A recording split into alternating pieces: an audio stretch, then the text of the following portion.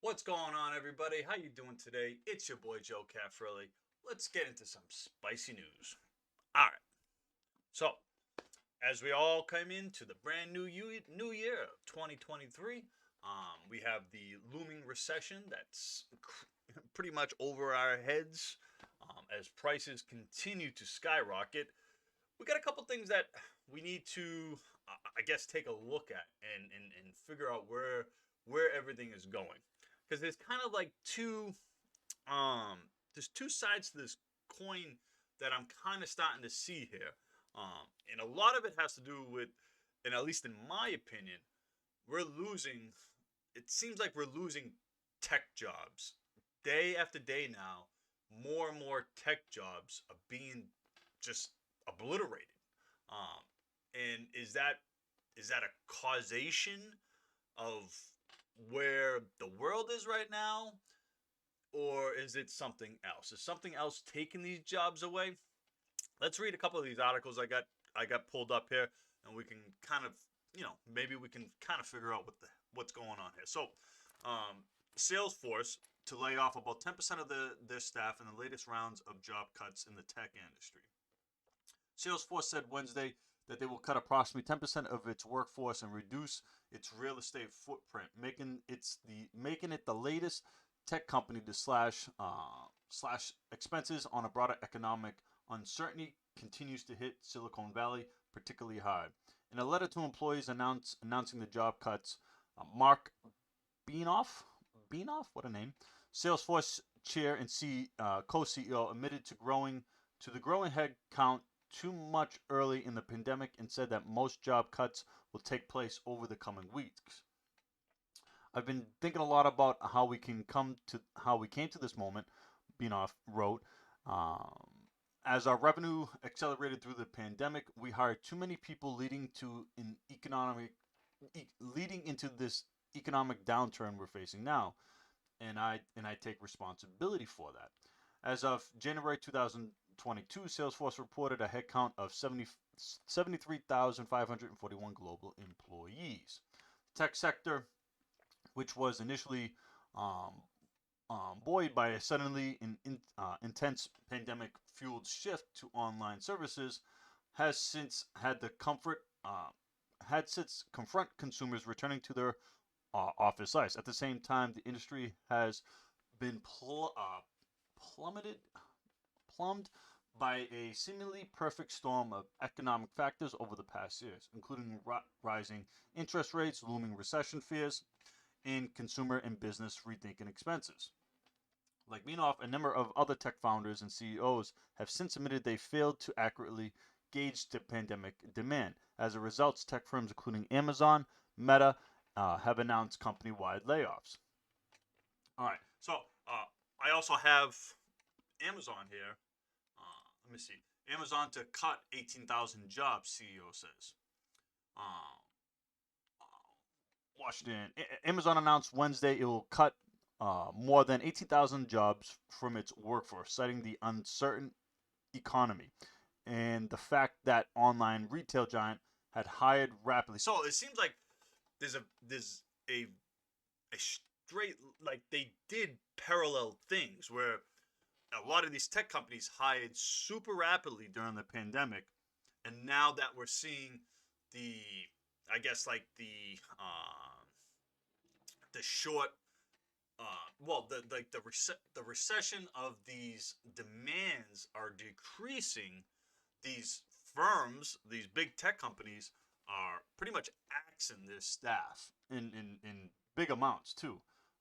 Between the reductions we made in November and the ones we're sharing today, we plan to eliminate over 18,000 roles, said CEO Andy Jassy in a statement to his staff. The company has announced 10,000 layoffs in November.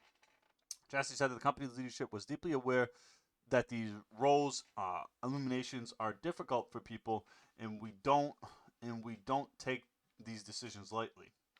Um, Tech downsizing. All right, let's read this. Amazon's job slashing plan is the largest among recent workforce reductions that have impacted the U.S. tech sector. It's also the largest in the Seattle-based company history. Amazon saw its net profit drop 9% year over year in the third quarter. And for the last quarter, Amazon anticipated in November and endemic growth by its standards between 2 and 8% over 1 year. And its operating profit between $0 and $4 billion against 3.5 for the same period in 2021. All right, so what?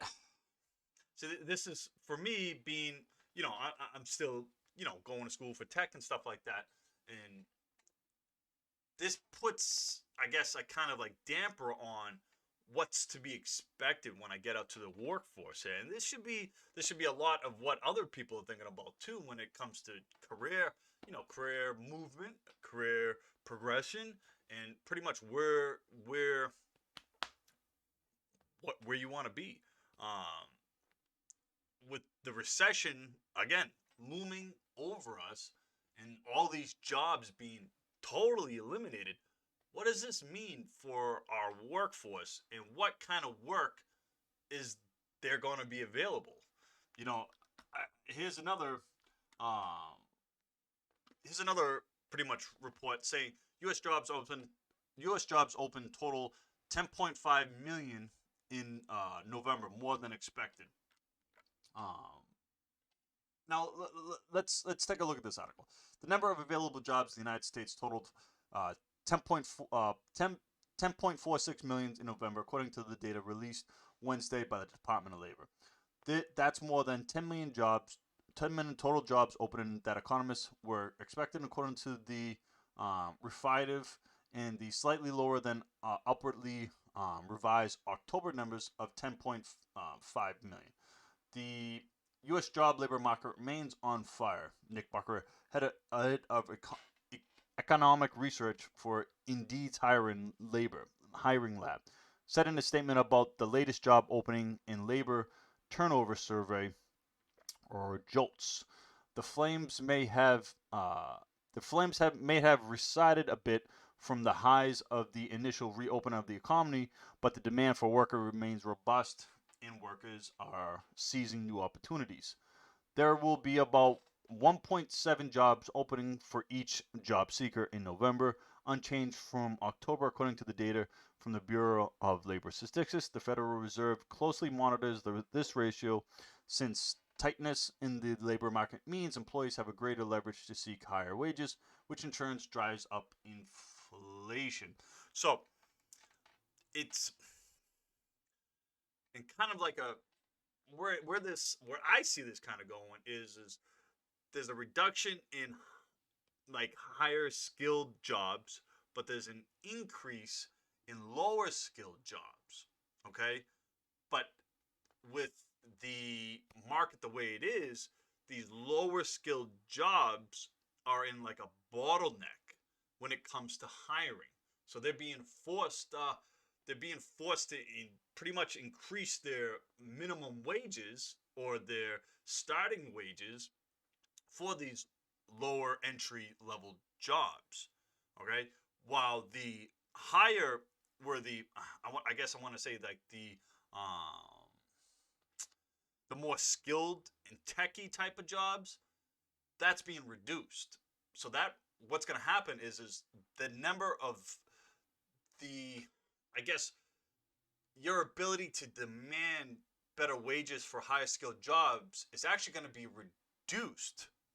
Okay, but the ability for you to get a better wage at a lower skilled job is going to be increased. But what does that mean? What is that? I guess what I'm struggling is what is that going to be? What outcome are we going to get for individuals who have these acquired skills? Does that mean that those skills are not on the market anymore and they're going to have to figure out how to do something else? Who knows? That's what I got for you right for today, pretty much. Make sure you guys like, share, and subscribe. Leave a comment down below. Tell me what's going on.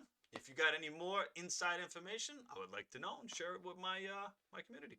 Thank you all very much. Have a good day. Peace.